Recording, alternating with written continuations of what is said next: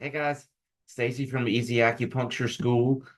Here on another dreary, rainy day. Another hurricane's blowing through, but at least my hair is not all crazy like it was before.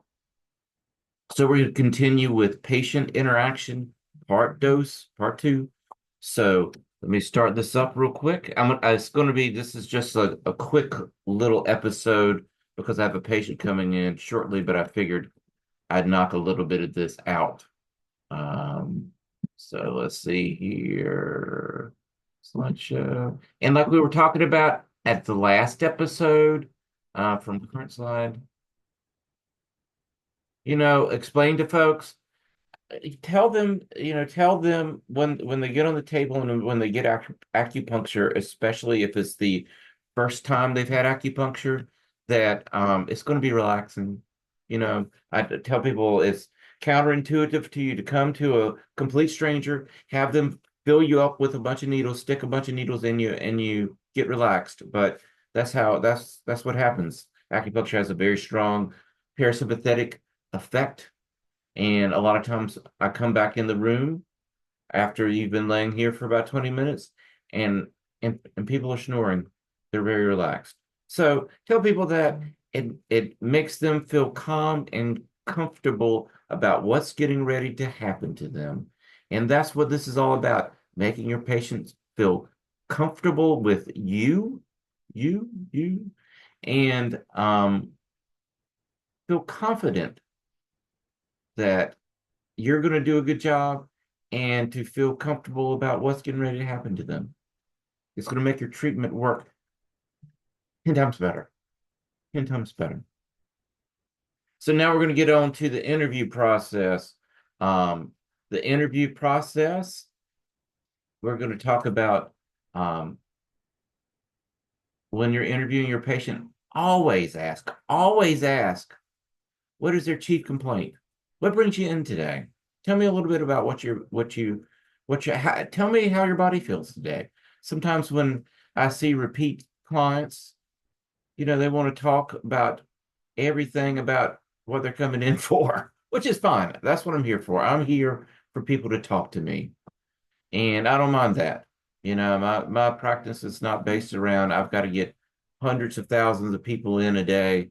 I need to get enough people in to survive, but I want people to feel like they have a place they can come to where people listen, because a lot of people don't feel that they have that space, and that's healing in itself.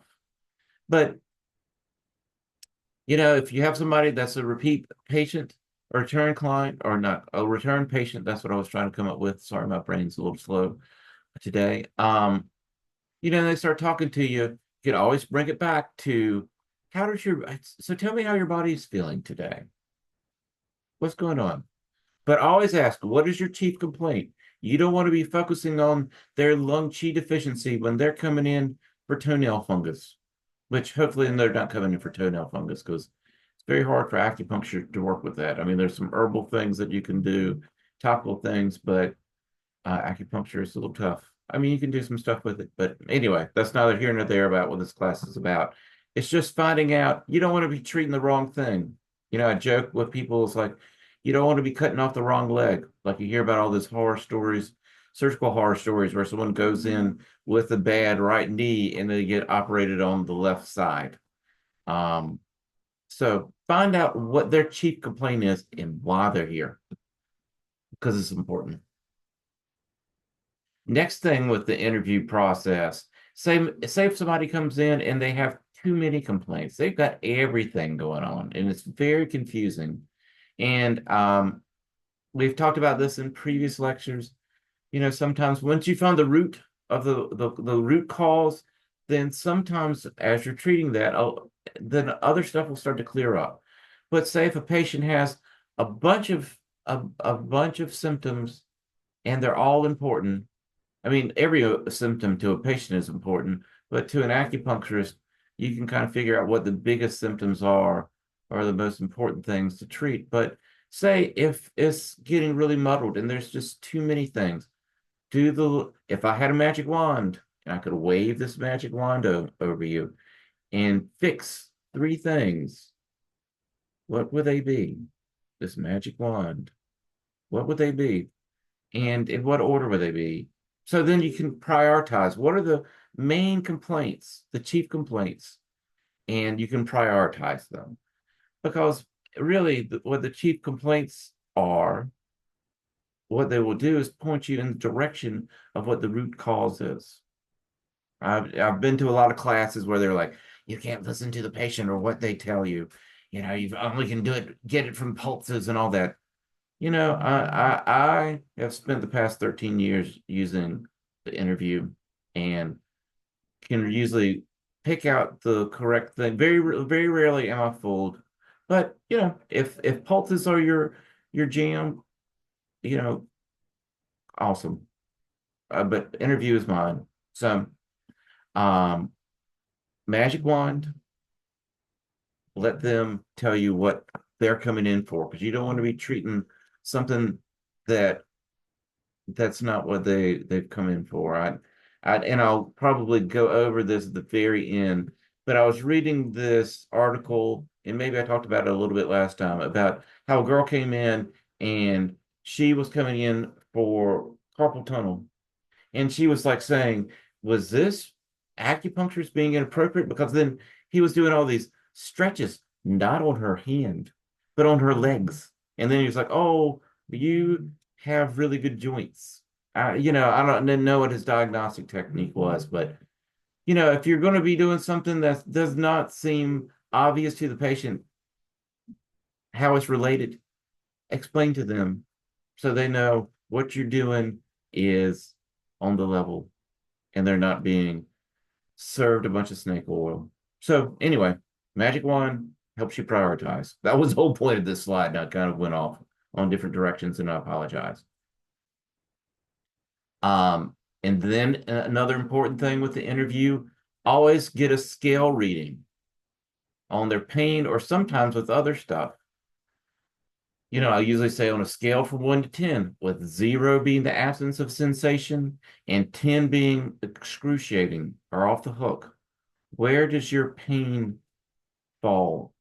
You know, sometimes we'll say, I can't rate pain, and that's okay. But using this scale or an iteration of it really helps because one, it lets you know how bad something is. Two, it allows you to record in the chart, you know, you're doing your chart, record in there what the patient says. So then in the future, you can go back and say, this, you know, you started out and your pain was a 10 and now it's a 4.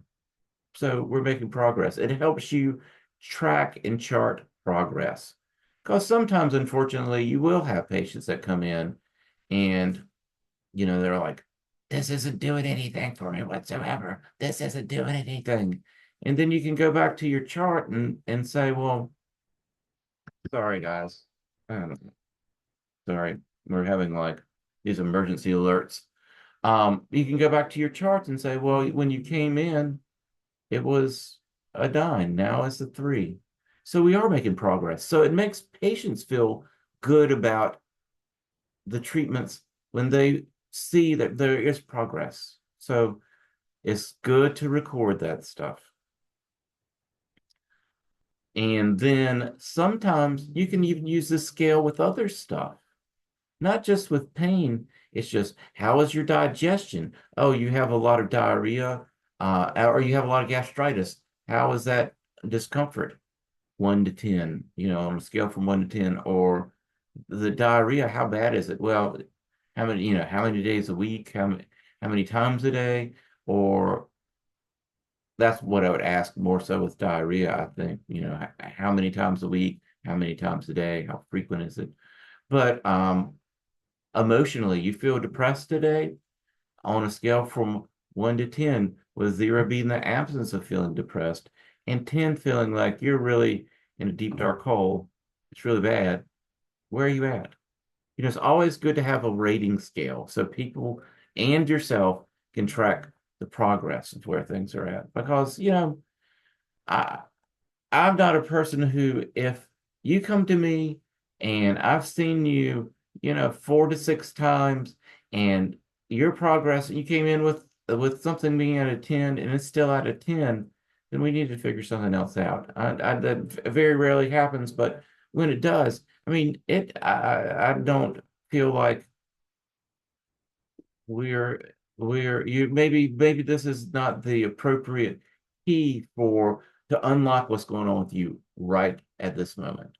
Because I mean, it just for me as a practitioner, this isn't any classical books or anything. It just kind of bums me out when people don't get better. And I don't like selling snake oil. I don't, I'm not, I'm not a type of person that is, you have to come to me 35 times before you start to feel like you're getting better. I had a class with a guy that was trying to talk about like how the person didn't get better until 30 treatments. I'm like, man, if someone didn't see any progress before 30 treatments with me, I don't think they're sticking around. But sometimes patients will get lost into in the the as we progress, because typically, and I'll tell people sometimes it's like 4 to 6 times, because what happens is the first time you're scared or worried or you don't know really what's going on, so the treatment might not be as effective. Second time, we're just starting to get ground underneath of us, and then you're like, I don't know about this. Third, it's like you're like, man, I don't know if this is working or not. And then around the fourth treatment, usually things start to kick in and you start to feel better. So I'm not saying you're going to feel miraculously cured, because acupuncture isn't magic. It's just like any other medicine, being that you have to come up several times. It's just like PT. You have to come several times before you get better. But anyway, the scale gives you a reference point. Exiting the room. When you're leaving the room, this is what you do. Is the person's on the table, you have put the needles in, and you're leaving the room. If you're having them undress, oh, no, not this is before that you even put needles into to them. I was thinking to myself, wait a minute, you haven't put needles into them yet. This is just exiting the room after you've done the interview, and you're going to get them on the table before you put needles in. The first time you exit the room. So this is what we're talking about. I apologize. I got a little ahead of myself. If you are a person that are having them undress, then leave the room while they undress. Don't be that creepy person that's like, I'm so medical, I can stay in here while you're undressing. Even doctors don't do that nowadays. I have patients that have come to me that have seen other acupuncturists that are old school, that have been around for a long time, and they're like, they would just stay in the room with them as they undress. That's a little weird.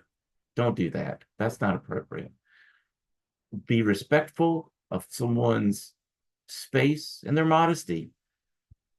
And the other thing is if you're having them undress, always have a top sheet. I always put a set of sheets, twin sheets on my table, and always have a top sheet. You don't want anybody to feel like they can't cover up. Always have a top sheet.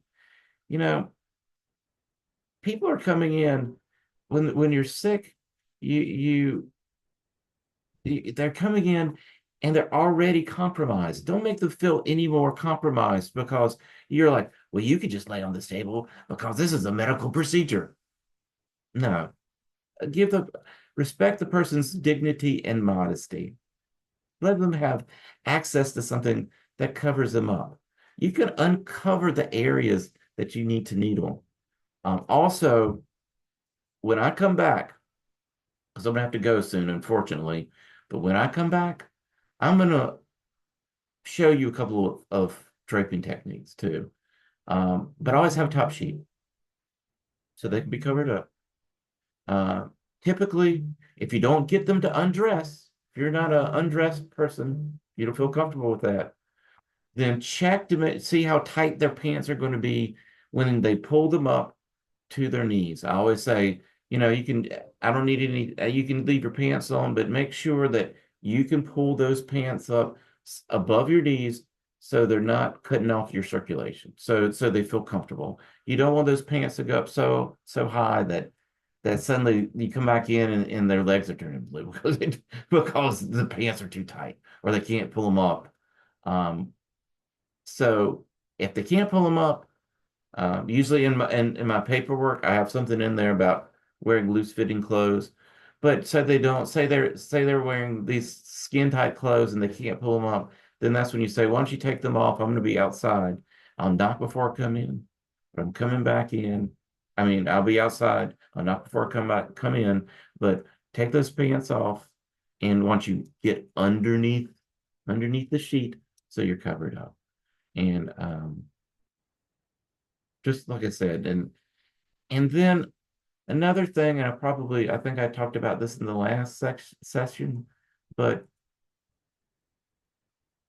I'm not a big fan of butcher block paper. I've been to some acupuncturists and they have a roller and they just, next patient, they roll it out and here, lay on this piece of paper.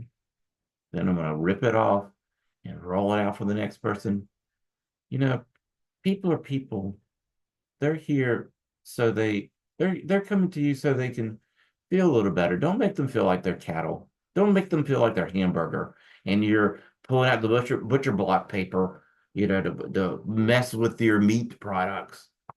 You know, make them feel like you're trying to make them feel comfortable. You're trying to make them feel comfy, not like a piece of hamburger that they're gonna mess with on their table. Okay, so anyway, top sheet if they and make sure the pants are too tight to pull up because a lot of times you need to get to their lower legs.